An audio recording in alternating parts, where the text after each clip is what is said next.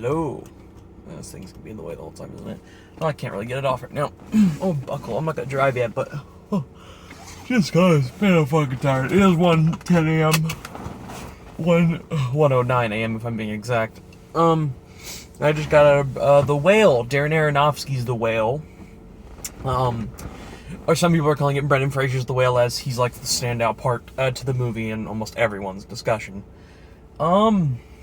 Man, I feel like it's gonna be a short one.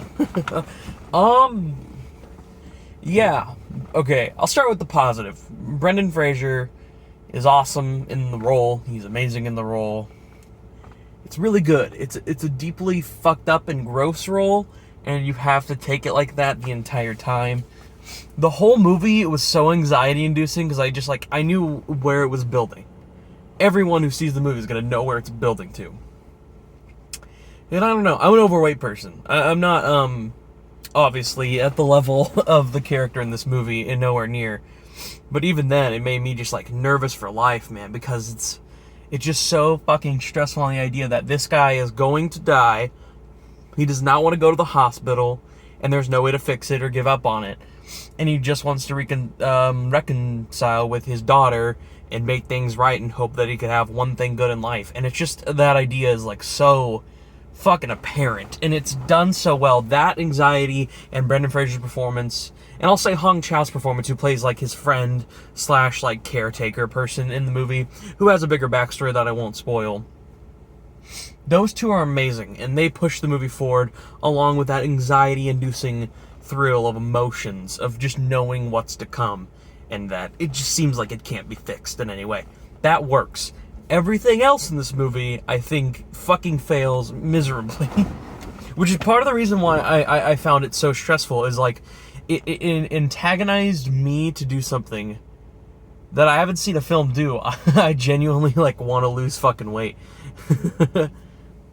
Because obviously I'm far away from the health issues in this movie, but I'm also, so concerned, holy shit, what if it does happen? What if I keep doing this shit in life? And I'm sure people are going to find this review cringy just from the start of it, but, it genuinely put me in that feeling. But constantly, as I was watching the movie, it just made me angry, because this is not the greatest, written movie or looking movie. There's, nothing to it that's impactful. I actually didn't cry at any point really in the movie, other than the argument between his ex-wife, Brendan Fraser, and his ex-wife, Charlie, and his ex-wife, because that's his character's name. And that was the only point I felt true emotional attachment to the character and felt something sad, because everything in this movie is kind of a repetitive slate, and I think it has a strong meaning to some people. I could get it having a strong meaning, because the subject matter is just truly fucked up and sad. But it never really worked for me. It didn't click in the way that I was hoping. I thought that Sadie Sink was an unlikable, shitty character who did not interest me. There's this character, a religious character, goes around door to door, played by Ty Simpkins, I believe is his name. He's in the kid from Iron Man 3 and stuff. I didn't find his character interesting that much. There's these little elements sprinkled throughout the film of very small character roles, like Dan the Pizza Man and other people like that, who I don't think any of their writing or stuff worked. The only characters I thought worked were all the adults: Brendan Fraser, Hong Chau. I need to look up the actress who plays the wife, or the ex-wife of Brendan Fraser, because she was good too. They're the only three where I truly felt a connection. In fact, Hong Chau's performance might even be better than Brendan Fraser's. Honestly, she's fucking great in here. And I thought her character was the most, interesting and layered character. Because Brendan Fraser's character is not really a layered character. He's not heavily developed in the kind of way that you think he is. And it does become repetitive and annoying. And it just made me more angry than it did make me feel, bad for the character. It made me feel, uncomfortable about myself and life. But it didn't do that in the movie. And I just, I wanted, a good drama, I feel, truly can throw something super emotional and anxiety-inducing that it's hard to watch. Schindler's List can do that. This movie misses a point where it just starts to feel repetitive and more anger-inducing than it does emotionally satisfying and you kind of get that appeal that you want from the film. This really just made me like feel like fuck. I just want to like go hug someone and calm down. This just did not feel like the right mood, and maybe it's because I had that anxiety while watching the movie. Maybe on a second viewing, I don't know if I want to watch this again. It just kind of frustrated me. I don't really think it's that great of a movie either. Because I'm sure some people could be like, no, you're just having anxiety about yourself and like personal things with the movie. Which is true. I don't try and put personal life into movies when I watch them unless you could feel a connection to a character in a lot of ways. But I didn't really feel connected logically to any of the characters. Maybe at most Hong Chau's character. But I just felt annoyed and angry the entire runtime. The entire time I was just like, fuck.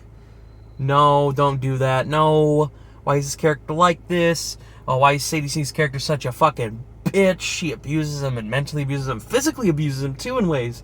And by the time the story ends, I just did not feel that deeply emotional. People saying that is like, you're gonna cry like a motherfucker. I did not. But goes to show that I can have anxiety about the film and feel like the stress and tension of it. But I didn't feel the dramatic emotional thing about the film.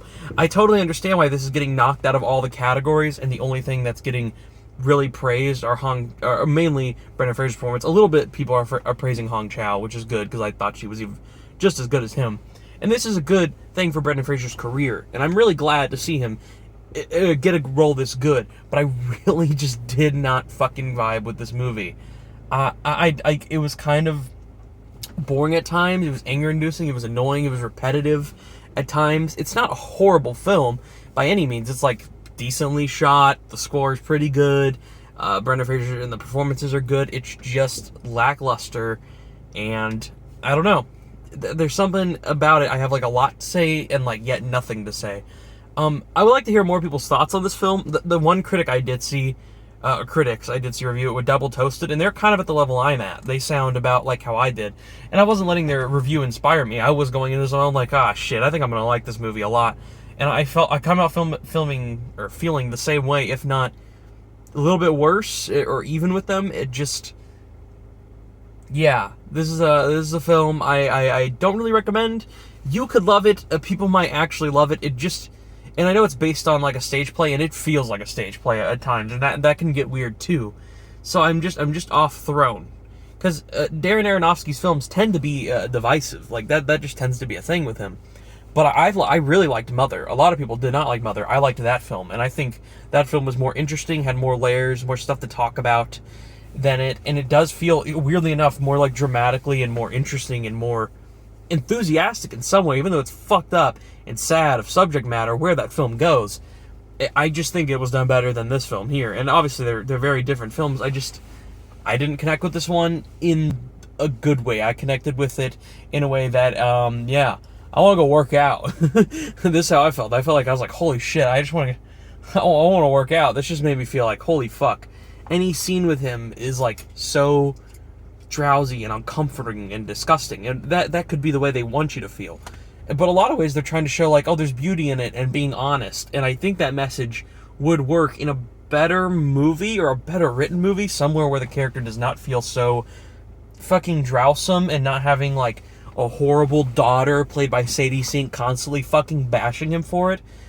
It just does not work. The best moments with Brendan Fraser I thought worked were when they got like slightly humorous and had like this awkward tension between him and Hong Chau, which is probably why I think Hong Chau's performance pushes this movie forward more than really anything else. Honestly, my thoughts are just going to be as repetitive as the movie, because I'm just repeating myself at this point. But yeah, I did not like it that much.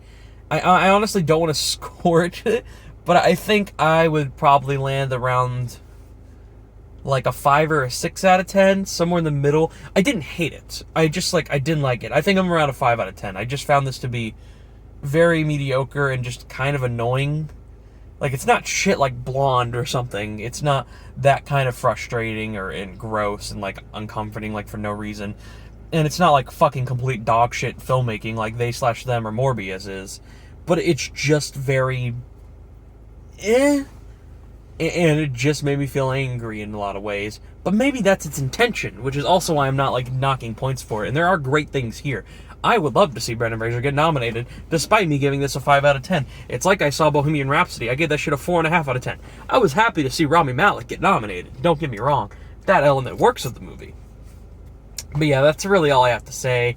Hopefully a more joyful and positive review coming from Puss in Boots very soon.